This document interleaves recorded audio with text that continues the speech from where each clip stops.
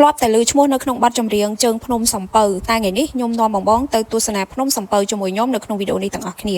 រាល់ពេលដែលទៅលេងខេត្តបាត់ដំបងគឺខ្ញុំអត់ដែលរំលងទេជើងភ្នំសំពៅទៅអង្គុយមើលបជាវហើយនៅជើងភ្នំសំពៅឥឡូវនេះគឺគេរៀបចំបានស្អាតមែនបរិយាកាសក៏ល្អខ្យល់បាក់មកតែសៀកនៅជើងភ្នំអញ្ចឹងគឺបរិយាកាសល្អមែនតើហើយយើងអង្គុយញ៉ាំអីបដាមើលបជាវបដាអញ្ចឹងណាជាពិសេសក្មេងៗទូចដូចកូនខ្ញុំអីអញ្ចឹងគាត់ទៅឃើញរបៀបអញ្ចឹងគាត់ប្លែកភ្នែកឃើញបជាវឃើញអីអញ្ចឹងចាញ់មកឡើងច្រើនមែនតើហ្មងហើយខ្ញុំទៅនេះពេលដែលបជាវដល់ម៉ោងចាញ់បជាវនឹងចាញ់មិនចេះចាញ់ណាបងចាញ់តែពេលល្ងាចទេនិយាយទៅរៀបប្រលប់ហ្នឹងគឺចាញ់ហើយគេមានម៉ោងចាញ់របស់គេអញ្ចឹងបើយើងទៅពេលថ្ងៃក៏អត់មានបជាវដែរហើយបើសិនជាបងទៅលេងនឹងអង្គុយចាំមើលបជាវយូរអីចឹងយើងអាចឡើងលេងលើភ្នំបានព្រោះខ្ញុំធ្លាប់ឡើងហើយទៅលើកនេះខ្ញុំអត់បានឡើងភ្នំទៀតទេខ្ញុំទៅនឹងអង្គុយមើលបជាវហ្មងហើយចូលដល់ថ្ងៃបន្ទាប់ទៀតចូលដល់ថ្ងៃទី2គឺខ្ញុំនៅគេងនៅបាត់ដំបងមកយប់អញ្ចឹងទម្លាប់របស់ខ្ញុំឲ្យទៅខេត្តបាត់ដំបងគឺខ្ញុំអត់ដែររំលងទេលោកតាដំបងកញ្ញូខ្ញុំតែងតែទៅទិញផ្លែឈើទិញផ្កាទិញអីចឹងឲ្យធូបបួងសួងនិយាយទៅឲ្យទៅដល់ខេត្តណាខ្ញុំទៅដល់លេងដល់ខេត្តណាគឺខ្ញុំតែងតែឲ្យធូបបួងសួងសុំម្ចាស់ទឹកម្ចាស់ដីចឹងណាព្រោះប្តីប្រពន្ធរបស់ខ្ញុំគឺខ្ញុំតែងមានទម្លាប់ចឹងទៅដល់កន្លែងណាឲ្យធូបបួងសួងសុំសេចក្តីសុខកន្លែងហ្នឹងនិយាយទៅដូចពាក្យគេថាអាគុំផ្សំមកយកចឹងណាយើងចេះជឿខ្លះអីខ្លះចឹងទៅហើយពេល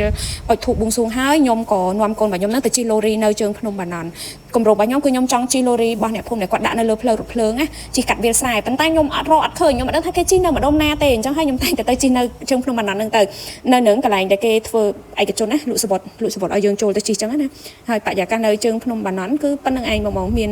ដូចនៅក្នុងវីដេអូចឹងទៅជិះឡូរីដែលយើងនាំកូនទូចទៅជិះចឹងឲ្យគាត់ស្គាល់ឲ្យគាត់បានឃើញអីថ្មីប្លែកចឹងណាបងនិយាយពីឡូរីនេះវិញគឺជិះនៅតាមជើងភ្នំបាណន់អានេះគេហៅភ្នំបាណន់ណាបងយើងជិះឡូរីអញ្ចឹងទៅឥឡូវមកដល់ចំណតហើយនៅក្នុងបរិវេណកន្លែងជិះឡូរីហ្នឹងពេលដែលយើងជិះចូលមកដល់ខាងក្នុងគឺគេមានកន្លែងលក់អីញ៉ាំមានកន្លែងថតរូបស្អាតច្រើនដែរប៉ុន្តែដោយសារតែខ្ញុំមានកូនតូចក្មេងៗឆាប់ហេវបាយឆាប់ឃ្លានឆាប់អីចឹងណាខ្ញុំចូលដើរលេងតែមួយផ្លែទេអត់សោះពេលនិយាយទៅនៅក្នុងហ្នឹងខ្ញុំធ្លាប់ទៅ2ដងទាំងហ្នឹងហើយទីធ្លានៅនឹងធំទលាយបើនិយាយពីដើរថតរូបថតមិនអស់ទេប៉ុន្តែដោយសារតែខ្ញុំទៅមានកូនអញ្ចឹងក្មេងគាត់ឆាប់ឃ្លាន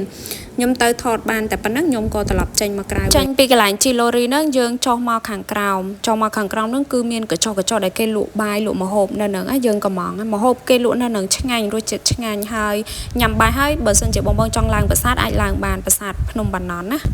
ចំពោះវីដេអូទៅជីឡូរីនៅខេត្តបាត់ដំបងរបស់ខ្ញុំគឺមានតែប៉ុណ្្នឹងទេអរគុណជម្រាបលាជួបគ្នាក្នុងវីដេអូក្រោយ